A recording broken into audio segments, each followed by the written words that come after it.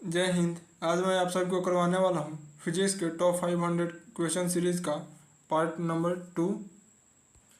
तो चलिए स्टार्ट करते हैं। आज के इस वीडियो में मैं क्वेश्चन नंबर 101 से लेकर के क्वेश्चन नंबर 200 तक करवाने वाला हूँ, क्योंकि यह इस सीरीज़ का पार्ट 2 है। इस सीरीज़ का पार्ट 1 मैं पहले ही करवा चुका हूँ, जिसमें टॉप 100 क्वेश्चंस करवाया हूँ। अगर आप पार्ट 1 को नहीं देखे हैं तो इस सीरीज़ का प्लेलिस्ट का लिंक नीचे डिस्क्रिप्शन बॉक्स में दिया हुआ है। आप वहां से जा करके यह वीडियो कंप्लीट होने के बाद आप प्लेलिस्ट से जा करके पार्ट 1 को भी देख लीजिएगा और प्लेलिस्ट को सेव कर लीजिएगा, क्योंकि इस सीरीज़ का सारा वीडियो उसी प्लेलिस्ट में ऐड हो जाएगा। क्वेश्चन है हमारे पास पहला आज का, जब विस्थापन प्रयुक्त बल की दिशा में लंबवत हो तो बल द्वारा किया गया कार्य क्या होता है। जब प्रयुक्त बल की दिशा में लंबवत हो यानी 90 डिग्री पर हो दोनों एक दूसरे से, तो बल द्वारा किया गया कार्य क्या होता है। तो अगर लंबवत हो तो बल द्वारा किया गया कार्य शून्य होगा। एंगस्ट्रॉम से क्या मापा जाता है। एंगस्ट्रॉम से क्या मापा जाता है, तो यह तरंगदैर्ध्य को एंगस्ट्रॉम में मापा जाता है। तापमान को केल्विन में मापा जाता है। बल को न्यूटन में मापा जाता है। आवृत्ति को हर्ट्ज में मापा जाता है। हर्ट्ज ये सभी इकाई है इसका। नेक्स्ट प्रश्न है, निम्नलिखित में से किसमें केवल परिणाम होते हैं, दिशा नहीं होते हैं। तो सबसे पहले तो केवल परिणाम होता है लेकिन दिशा नहीं होता है। तो यह हमारा अदिश राशि है या सदिश राशि। सदिश राशि में परिमाण और दिशा दोनों होता है और अदिश राशि में केवल परिणाम होता है। तो यहाँ क्या कर रहा है कि किसमें केवल परिणाम है, दिशा नहीं है, यानी अदिश राशि है। तो इस चार ऑप्शन में से अदिश राशि कौन है। इसमें अदिश राशि कार्य है, जिसमें केवल परिणाम होता है, दिशा नहीं होता है। बाकी बल सदिश राशि है, संवेग भी सदिश है, विस्थापन भी सदिश है। ये तीनों में परिणाम और दिशा दोनों होता है, इसलिए हमारा ऑप्शन नंबर 20 सही होगा। नेक्स्ट प्रश्न है, किसी वस्तु का विस्थापन कितना होने पर उस वस्तु पर बल लगाने के बावजूद भी किया गया कार्य शून्य होगा। तो अगर विस्थापन कितना होने पर उस वस्तु पर लगाया गया बल उसके बाद भी कार्य शून्य होगा। तो विस्थापन अगर 0 रहता है तो कितना ही बल लगा लें उस पर किया गया कार्य शून्य होगा बल के द्वारा। निम्नलिखित में से किस स्थिति में कोई कार्य नहीं होगा। 4 स्थिति हैं, इसमें से किस स्थिति में कोई भी कार्य नहीं होगा। ऑप्शन ए है, एक इंजन ट्रेन को खींच रहा है। ऑप्शन बी है, सुमन एक पुल में तैर रही है। ऑप्शन सी है, एक गधा अपने पीठ पर वजन लेकर चल रहा है। ऑप्शन डी है, एक पवन चक्की कुएं से पानी निकाल रहा है। तो इसमें कोई कार्य कब नहीं होगा। तो एक इंजन ट्रेन को खींच रहा है, इसमें तो कार्य होगा। सुमन एक पुल में तैर रही है, इसमें भी कार्य होगा। एक गधा अपने पीठ पर वजन लेकर चल रहा है, इसमें कार्य नहीं होगा। एक पवन चक्की कुएं से पानी निकाल रही है, इसमें कार्य होगा। तो हमारे पास पूछ रहा है कि कार्य नहीं होगा, तो कार्य नहीं ऑप्शन नंबर सी में होगा, इसलिए हमारा ऑप्शन नंबर सी सही होता है। एक गधा अपने पीठ पर वजन लेकर चल रहा है, इसमें कोई कार्य नहीं होगा। द्रव्यमान और वेग के गुणनफल को क्या कहते हैं। द्रव्यमान और वेग के गुणनफल को संवेग कहते हैं। संवेग द्रव्यमान और वेग के गुणनफल को कहते हैं। यदि किया गया कार्य शून्य हो तो बल और विस्थापन के बीच का कोण कितना होगा। यदि किया गया कार्य शून्य हो तो बल और विस्थापन के बीच का कोण 90 डिग्री होता है। तो किया गया कार्य शून्य होता है, ऑप्शन नंबर डी सही होगा। निम्नलिखित में से किसके द्वारा सोनार मुख्यतः उपयोग किया जाता है। तो सोनार का मेनली उपयोग सबसे ज़्यादा समुद्री यात्रियों द्वारा किया जाता है, ऑप्शन नंबर ए सही होगा। पानी के अंदर ध्वनि सुनने के लिए किस यंत्र का उपयोग किया जाता है। पानी के अंदर ध्वनि को सुनने के लिए हाइड्रोफोन का उपयोग किया जाता है, ऑप्शन नंबर सी सही होगा। पानी के अंदर ध्वनि को सुनने के लिए हाइड्रोफोन का यूज करते हैं। एक एकल आवृत्ति द्वारा उत्पन्न ध्वनि को क्या कहा जाता है। एक एकल आवृत्ति के द्वारा उत्पन्न ध्वनि को टोन कहा जाता है, ऑप्शन नंबर ए सही होगा। ध्वनि का तारतम्य किस पर निर्भर करता है। ध्वनि का तारतम्य यह आवृत्ति पर निर्भर करता है, ऑप्शन नंबर सी सही होगा। ध्वनि का प्रसार सबसे अधिक किस माध्यम में होगा। माध्यम है निर्वात, ठोस, द्रव, गैस। तो ध्वनि का प्रसार सबसे अधिक ठोस में होगा, ऑप्शन नंबर बी सही होगा। उसके बाद फिर द्रव में होगा, फिर गैस में होगा। उसके निर्वात में ध्वनि का स्पीड कोई चाल नहीं होता है, प्रसार नहीं होगा। निम्नलिखित में से किस पदार्थ में ध्वनि का वेग सबसे कम होगा? सबसे कम किस पदार्थ में होगा? ऑप्शन है जल, लोहा, कांच, वायु। तो वायु में सबसे कम होगा ध्वनि का प्रसार, वेग भी कम ही इसे। निम्नलिखित में से कौन किसी तरंग द्वारा 1 सेकंड में तय की गई दूरी को दर्शाता है? तो 1 सेकंड में तरंग द्वारा तय की गई दूरी को किससे दर्शाते हैं? तो यह तरंग वेग से दर्शाते हैं। निम्नलिखित में से कौन किसी ध्वनि का लाउडनेस या सॉफ्टनेस को निर्धारित करता है? तो कौन किसी ध्वनि के लाउडनेस और सॉफ्टनेस को निर्धारित करता है? तो यह आयाम के द्वारा निर्धारित होता है। ध्वनि संरक्षण के समय माध्यम में कणों के उच्च घनत्व का क्षेत्र क्या कहलाता है? ध्वनि संरक्षण के समय माध्यम में कणों के उच्च घनत्व के क्षेत्र को संपीड़न कहते हैं। प्रतिध्वनि को कम करने के लिए ऑडिटोरियम की छतों और दीवारों को किससे ढकते हैं? तो प्रतिध्वनि को कम करने के लिए ऑडिटोरियम की छतों और दीवारों को फाइबर बोर्ड से ढक देते हैं, जिससे प्रतिध्वनि कम होता है। ध्वनि की दृढ़ता जो दोहरे प्रतिबिंब का परिणाम होता है, इसे क्या कहते हैं? इसे प्रतिध्वनि कहते हैं। ऑप्शन नंबर सी सही होगा। निम्नलिखित में से किसका घनत्व जल के घनत्व से अधिक होता है? निम्नलिखित में से किसका घनत्व जल के घनत्व से अधिक होता है? ऑप्शन है लोहे की कील, थर्माकोल, कॉर्क, बर्फ। तो लोहे की कील की घनत्व पानी के घनत्व से अधिक होता है, इसीलिए नीचे डूब जाता है पानी में। जिसका भी घनत्व ज़्यादा होगा वह नीचे बैठेगा और जिसका घनत्व ऊपर होगा वह ऊपर तैरता रहेगा। किसी पदार्थ की अपेक्षित घनत्व क्या कहलाता है? किसी पदार्थ का अपेक्षित घनत्व पदार्थ का घनत्व बटा पानी का घनत्व कहलाता है। ऑप्शन नंबर सी सही होगा। पदार्थ का घनत्व बटा पानी का घनत्व। किस तापमान पर पानी का घनत्व अधिकतम होता है? किस तापमान पर पानी का घनत्व अधिकतम यानी मैक्सिमम 4 डिग्री सेल्सियस पर होता है? ऑप्शन नंबर डी सही होगा। जब एक गैस के पात्र में दबाव डालते हैं तो उसके द्रव्यमान पर क्या परिवर्तन होता है? जब एक गैस के पात्र में दबाव डालते हैं तो उसके द्रव्यमान पर कोई परिवर्तन नहीं होता है, ये स्थिर रहेगा। ऑप्शन नंबर बी सही होगा। यदि वायु में जलवाष्प की मात्रा अधिक हो तो वाष्पीकरण की दर में क्या परिवर्तन होता है? तो जलवाष्प की मात्रा अधिक हो तो वाष्पीकरण की दर घटेगा। ऑप्शन नंबर बी सही होगा। यदि कोई लड़का रेलवे स्टेशन पर जिस ओर से गाड़ी आ रही है उसी के विरोधी दिशा में खड़ा है और गाड़ी की गति बहुत तेज है तो लड़के के साथ क्या होगा? तो लड़का गाड़ी की ओर खिंचाया जाएगा। इसीलिए बोलते हैं कि रेलवे ट्रैक के पास में खड़ा नहीं होने के लिए प्लेटफॉर्म पर, क्योंकि ट्रेन अगर स्पीड से पार करेगा तो पास वालों को अपनी ओर खींच लेता है, जिससे क्षति होने का डर रहता है। नेक्स्ट प्रश्न है, गैस अनुगति सिद्धांत के अनुसार परम शून्य तापमान कब प्राप्त होता है? जब अणु की गति ऊर्जा शून्य हो जाए। अणु की गतिज ऊर्जा शून्य हो जाती है तब परम शून्य ताप प्राप्त होता है। नेक्स्ट प्रश्न, निम्नलिखित में से किस में अणुवीय आकर्षण अत्यधिक दृढ़ होते हैं? तो किस में अणुवीय आकर्षण अत्यधिक होता है? तो यह ठोस में सबसे अधिक होता है। नेक्स्ट है, निम्नलिखित में से किस में कणों की अधिकतम गतिज ऊर्जा होती है? तो कणों की अधिकतम गतिज ऊर्जा गैस में होती है, ठोस में सबसे कम होती है। किसी झील की सतह पर जल जमने जा रहा है, इसके तल पर पानी का तापमान क्या होगा? तो इसके तल पर पानी का तापमान 4 डिग्री सेल्सियस होगा।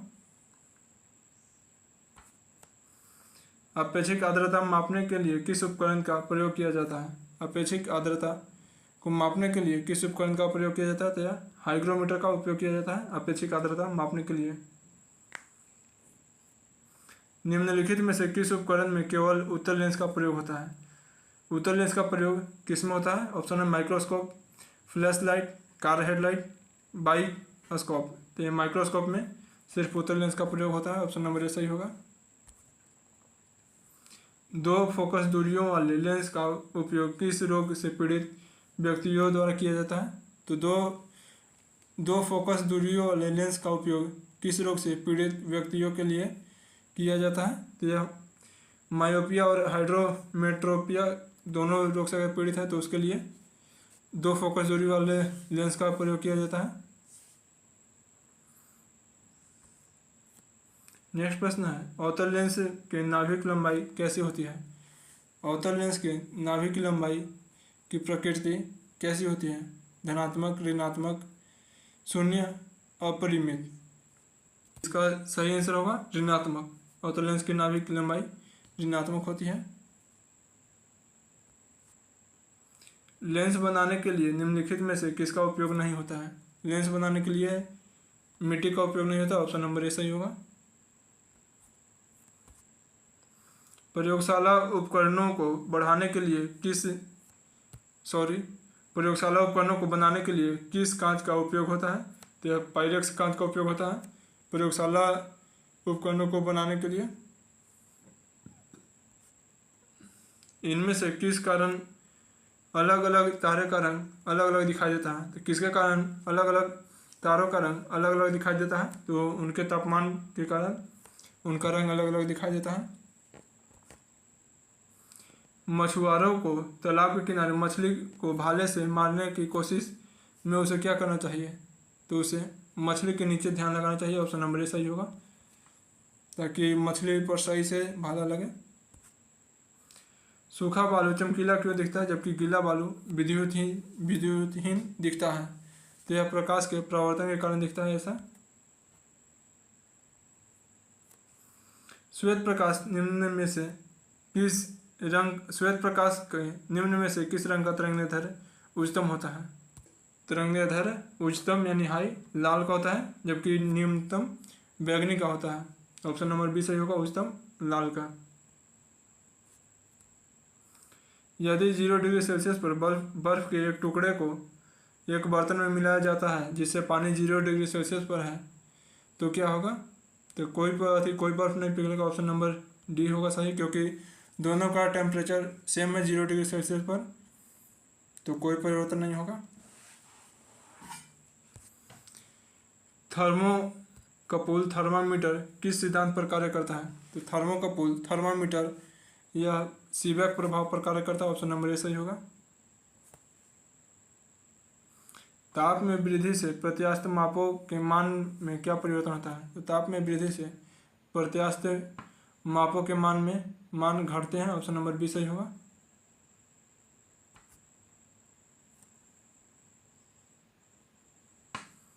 निम्नलिखित में से क्या तरंग की विशेषता नहीं है? निम्नलिखित में से क्या तरंग की विशेषता नहीं है? ऑप्शन है आवृत्ति, तरंगदैर्ध्य, माध्यम, आयाम।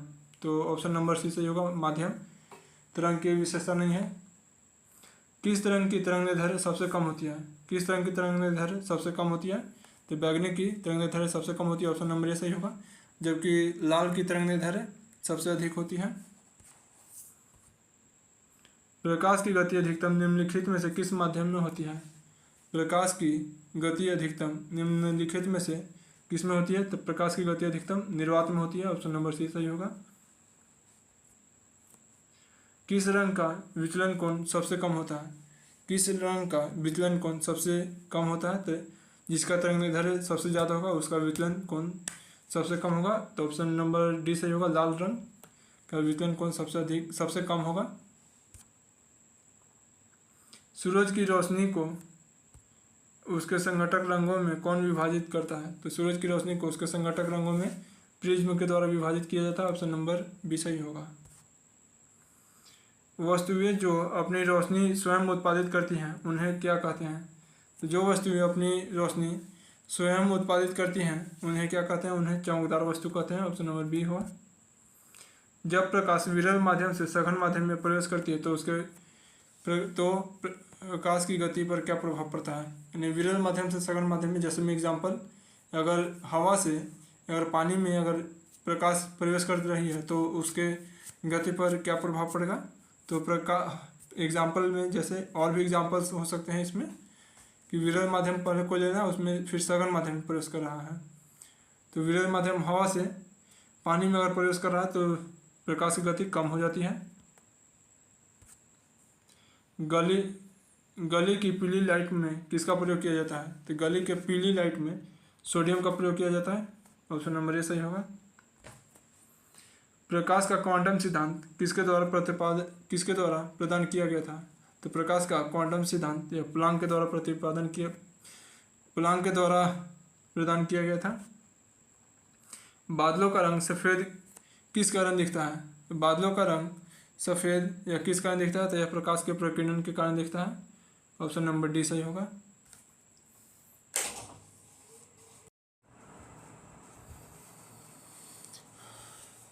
नेक्स्ट प्रश्न है, निम्नलिखित में से किस माध्यम में ध्वनि सबसे तेज यात्रा करती है।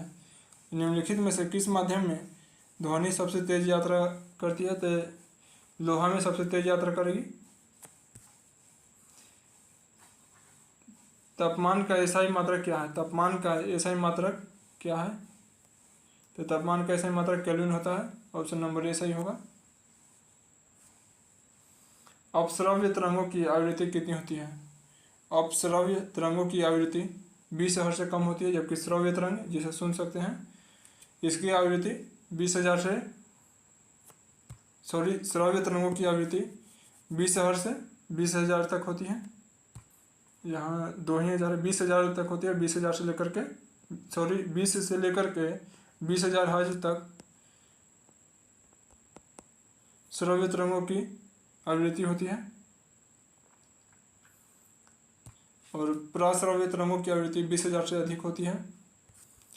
नेक्स्ट प्रश्न है, मनुष्य के लिए श्रव्य ध्वनि की आवृत्ति रेंज कितनी है। तो यहाँ ही क्या श्रव्य ध्वनि की आवृत्ति रेंज या 20 से लेकर के 20,000 तक है। ऑप्शन नंबर डी होगा। जबकि पराश्रव्य के लिए 20,000 से अधिक होता है पराश्रव्य। नेक्स्ट है, समान तापमान पर किसमें ध्वनि की गति अधिकतम होगी। समान तापमान पर किसमें ध्वनि की गति अधिकतम होगी। ऑप्शन है एल्युमिनियम, आयरन, स्टील, निकल। तो एक ही तापमान पर एल्युमिनियम में ध्वनि की गति अधिकतम होगी। समुद्री जल में ध्वनि की गति कितनी होती है। समुद्री जल में ध्वनि की गति यह 53 से 31 मीटर पर सेकंड होती है। वायु में ध्वनि के वेग से अधिक की चाल से यात्रा करने वाली वस्तु को क्या कहा जाता है। तो वायु में ध्वनि के वेग से अधिक चाल से यात्रा करने वाली वस्तु को प्राध्वनिक कहते हैं। ऑप्शन नंबर ए सही होगा। 25 डिग्री सेल्सियस पर ध्वनि का वेग अधिकतम निम्नलिखित में से किस में होगा। 25 डिग्री सेल्सियस पर ध्वनि का वेग अधिकतम किस में होगा। इस्पात, एल्युमिनियम, पीतल, लोहा। तो एल्युमिनियम में सबसे अधिक होगा। ऑप्शन नंबर बी सही होगा। हवा में ध्वनि की गति से अधिक गति किस रूप में जानी जाती है। तो यह सुपरसोनिक के रूप में जानी जाती है। अल्ट्रासोनिक तरंगों की आवृत्ति कितनी होती है। अल्ट्रासोनिक तरंगों की आवृत्ति कितनी होती है। तो यह 20 किलोहर्ट्ज से ज़्यादा होती है, यानी 20,000 हर्ट्ज से ज़्यादा होती है। नेक्स्ट प्रश्न है, श्रव्य रेंज से नीचे की आवृत्ति के साथ ध्वनि तरंगे को क्या कहते हैं। श्रव्य रेंज से नीचे की आवृत्ति ध्वनि को क्या कहते हैं। तो इसे इंफ्रासोनिक कहते हैं। ऑप्शन नंबर डी सही होगा। हवा में ध्वनि का वेग कितना होता है। हवा में ध्वनि का वेग 332 मीटर पर सेकंड होता है। ऑप्शन इसके करीब है बी। ऑप्शन नंबर बी सही होगा, 330 मीटर पर सेकंड। नेक्स्ट प्रश्न है, निम्न में से कौन कमजोर बल है। निम्न में से कौन कमजोर बल है। तो गुरुत्वाकर्षण बल सबसे कमजोर बल है। किसी वस्तु पर लगने वाला गुरुत्वाकर्षण बल को क्या कहते हैं।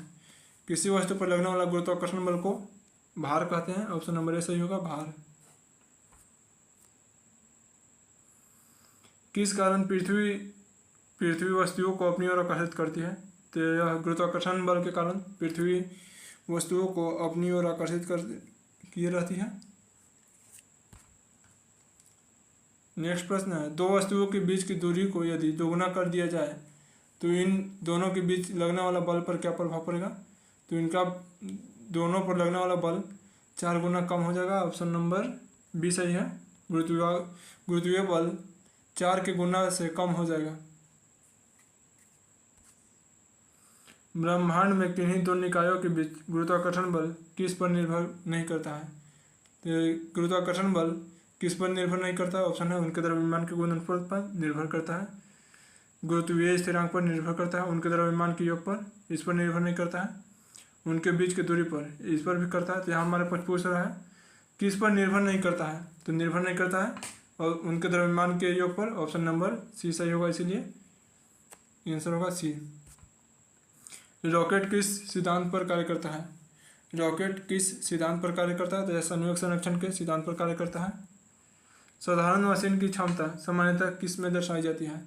साधारण मशीन की सामान्य क्षमता सामान्यतः किलोवाट में दर्शाते हैं।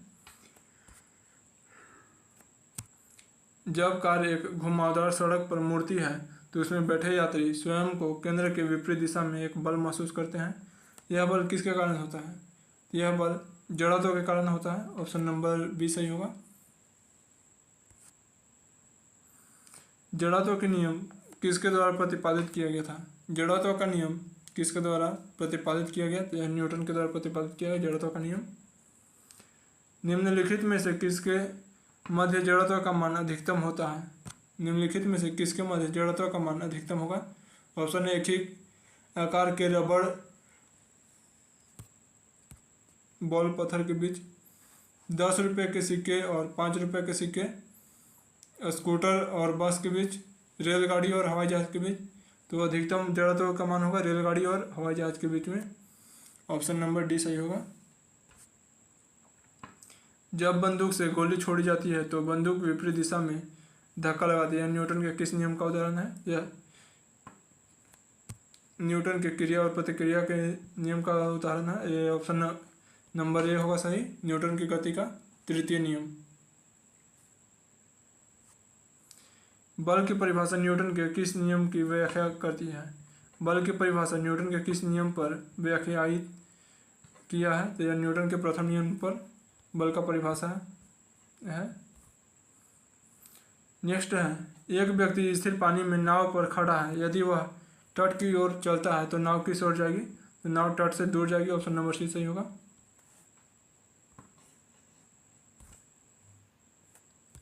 रॉकेट लॉन्चिंग किस नियम पर आधारित है? रॉकेट लॉन्चिंग न्यूटन के तृतीय नियम पर आधारित है। ऑप्शन नंबर डी सही होगा। द्रव्यमान और त्वरण के गुणनफल को क्या कहते हैं? द्रव्यमान और त्वरण के गुणनफल को बल कहते हैं। ऑप्शन नंबर बी सही होगा। एफ बराबर मास इंटू एक्सेलरेशन यानी त्वरण।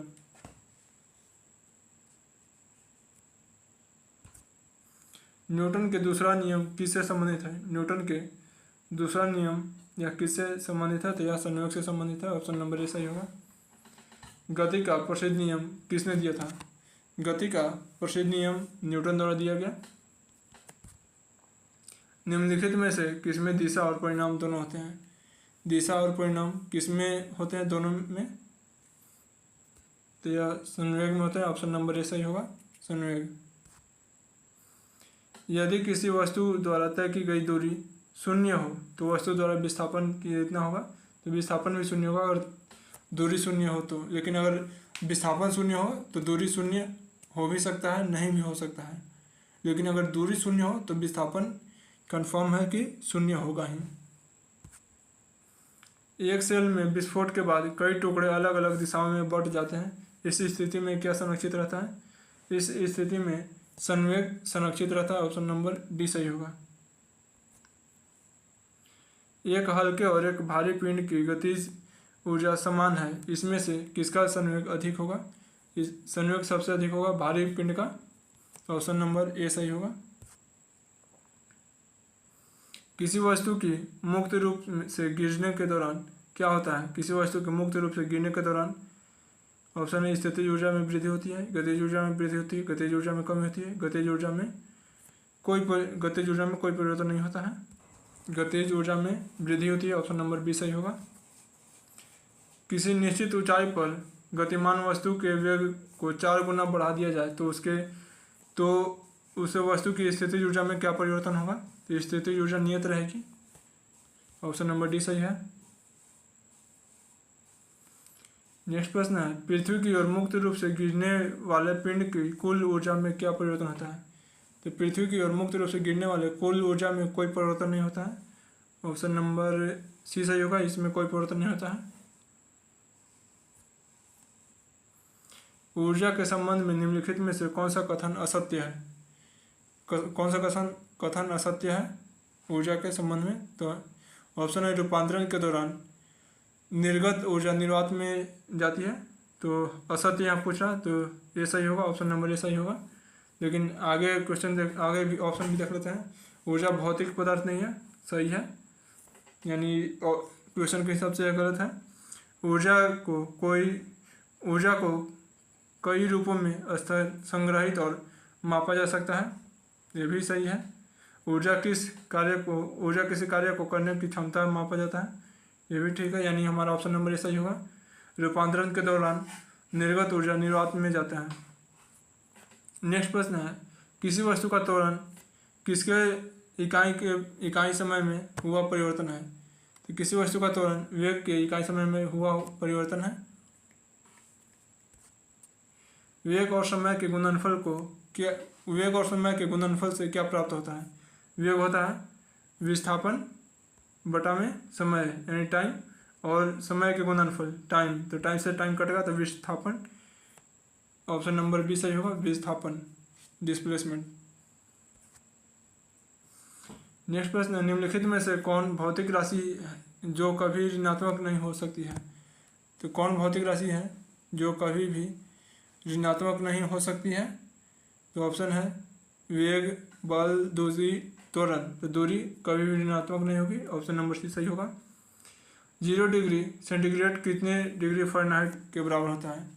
तो 0 डिग्री सेंटीग्रेड कितने डिग्री फ़ारेनहाइट के बराबर होता है? तो 32 डिग्री फ़ारेनहाइट के बराबर होता है। 12 डिग्री सेल्सियस पर जल की भौतिक अवस्था क्या होती है?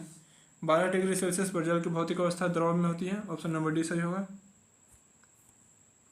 सेल्सियस और फ़ारेनहाइट स्केलों पर किस तापमान पर एक समान पठन दर्शाता है?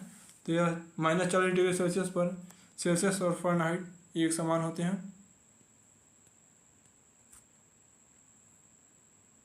निम्नलिखित में से कौन से पदार्थ में उच्चतम प्रतिरोध होता है? कौन सा पदार्थ में उच्चतम प्रतिरोध होता है? ऑप्शन है तांबा, कांच, नाइक्रोम, एवोनाइट। तो ऑप्शन नंबर डी सही होगा, एवोनाइट। नेक्स्ट प्रश्न है, यदि दो प्रतिरोधकों में समान विभवांतर मौजूद है तो निम्नलिखित में से कौन सा कथन सत्य है? दो प्रतिरोधकों में समान विभवांतर मौजूद है तो कौन सा कथन सत्य होगा? वे श्रृंखला में जुड़े हैं, वे समांतर में जुड़े हैं, वे अत्यधिक विद्युत चुम्बकीय हैं, वे अत्यधिक प्रतिक्रियाशील हैं। तो ऑप्शन नंबर बी सही होगा, वे समांतर में जुड़े हैं। समांतर में जुड़ा रहने पर ही विभवांतर समान होता है। निम्नलिखित में से किसका ऐसा इकाई ओम है? ऐसा इकाई ओम प्रतिरोध का होता है। ऑप्शन नंबर ए सही है। यदि प्रतिरोध बढ़ता है तो विद्युत धारा के मान में क्या परिवर्तन होता है? यदि प्रतिरोध बढ़ता है तो विद्युत धारा के मान में कमी होती है। ऑप्शन नंबर डी सही होगा। नेक्स्ट प्रश्न है, 1 माइक्रोन किसके बराबर होता है? 1 माइक्रोन किसके बराबर होता है? ऑप्शन है मिलीमीटर में है, तो 1 माइक्रोन में कितना मिलीमीटर होता है? तो यह 0.001 मिलीमीटर होता है। ऑप्शन नंबर डी सही होगा। 1 माइक्रोन बराबर 0.001 मिलीमीटर। नेक्स्ट प्रश्न है, और इस सीरीज के आज के इस वीडियो यानी सेकंड वीडियो का लास्ट क्वेश्चन है, निम्नलिखित में से किस पदार्थ में अत्यधिक उच्च प्रतिरोध होता है? तो किस पदार्थ में अत्यधिक उच्च प्रतिरोध होता है? यह विद्युत रोधी में होता है उच्च प्रतिरोध। यह हमारा ओल्ड लोगो है इस चैनल का, जो कि पता नहीं शायद मिस्टेक से इस स्लाइड में आ गया, यह 2 स्लाइड में ओल्ड वाला लोगो आ गया है। हमारा ही चैनल का जो पहले लोगो था, इससे कोई दिक्कत नहीं है। तो इस सीरीज़ में 200 क्वेश्चंस हो गए हैं, कंप्लीट हो गए हैं। 500 टोटल क्वेश्चंस करवाऊँगा, इसमें से 200 क्वेश्चंस आज लेकर के हो गए। जो लोग पार्ट 1 को नहीं देखे हैं, अभी जा कर के पार्ट 1 को देख लीजिए। इस सीरीज़ के प्लेलिस्ट का लिंक नीचे वीडियो के डिस्क्रिप्शन में दिया हुआ है, वहाँ से जा कर के आप पार्ट 1 को भी ज़रूर देख लीजिएगा और प्लेलिस्ट को सेव कर लीजिएगा, ताकि आने वाला इस सीरीज़ का सारा वीडियो उसी प्लेलिस्ट में ऐड कर दूँगा। और चैनल को सब्सक्राइब कर लीजिए, ताकि जैसे ही नेक्स्ट पार्ट इसका लाऊं और भी नेक्स्ट सीरीज स्टार्ट करूँ अलग अलग सब्जेक्ट का, तो आपके पास नोटिफिकेशन तुरंत पहुंच जाए। मिलते हैं नेक्स्ट वीडियो में। आई होप आपको यह वीडियो पसंद आया होगा। अगर पसंद आया तो लाइक कीजिए, चैनल को सब्सक्राइब कीजिए, ताकि आने वाला सारी वीडियो का नोटिफिकेशन आपको तुरंत पहुँचे। Thank you. Keep learning, keep growing. जय हिंद।